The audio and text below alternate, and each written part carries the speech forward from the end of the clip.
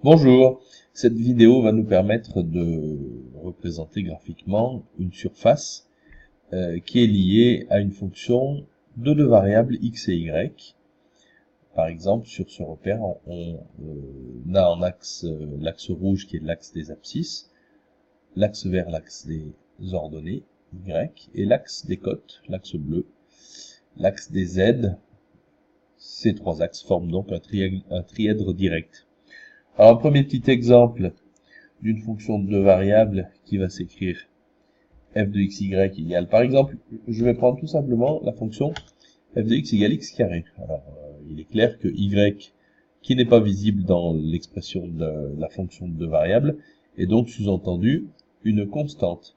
Ce qui nous permet de voir y étant égal à une constante, la surface représentée est un ensemble de paraboles dans l'espace.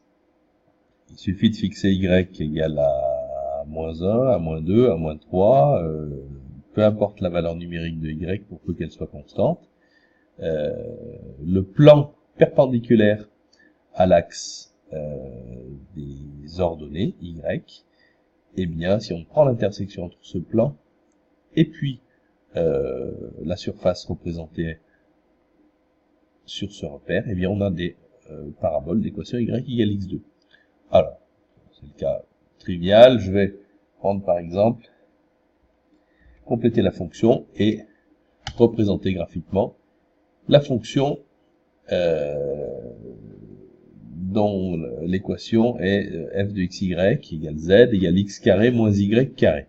Alors, je vais tourner et pivoter cette surface dans l'espace et on retrouve par exemple, si je me fixe une valeur de x constante, et donc en représentant virtuellement le plan perpendiculaire à l'axe des abscisses, ce plan-là va couper la surface représentée par des paraboles d'équation y égale constante, x au carré devient une constante, moins y au carré.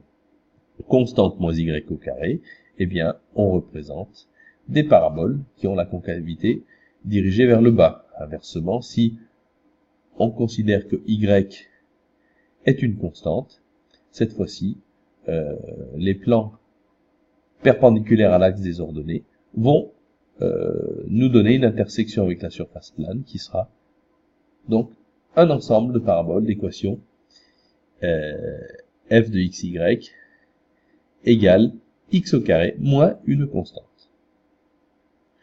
Je complète ma fonction en prenant par exemple la fonction f définie par f de xy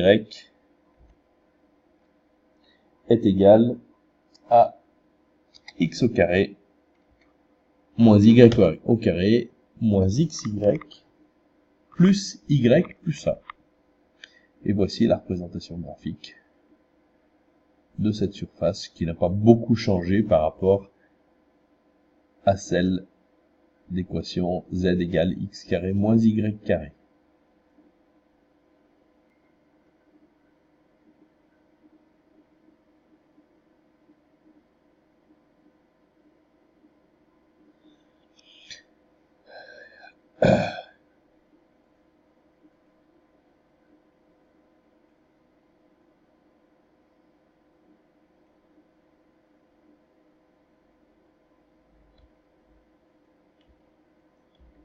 Autre exemple.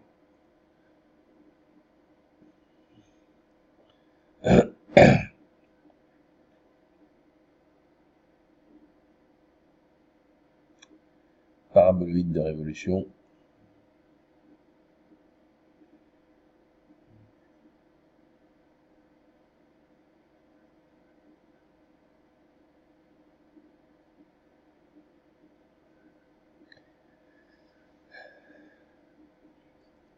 La racine carrée avec quelque chose d'un petit peu plus.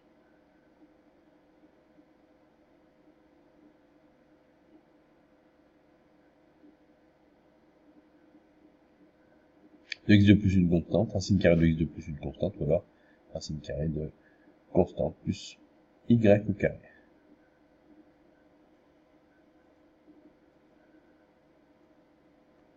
Alors, c'est clair que si je change le coefficient, si je mets un coefficient de, on a quelque chose qui...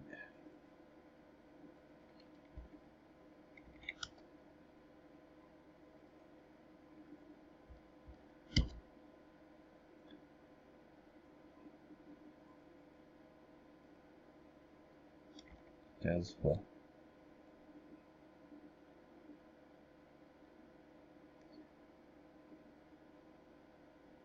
Qui est un peu plus affiné.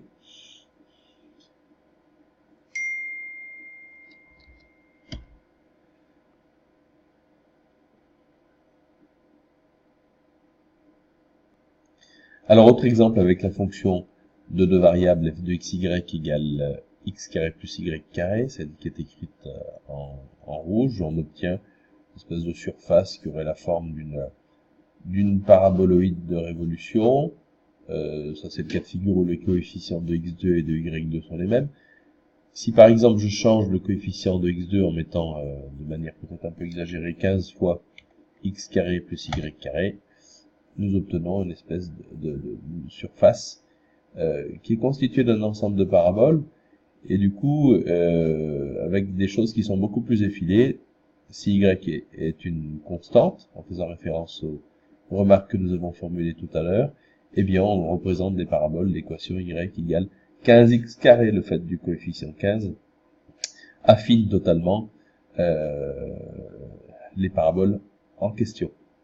Et puis deuxième exemple, celui avec la fonction de deux variables, f de xy égale racine carrée de x2 plus y carré, avec des choses, une surface un petit peu plus évasée.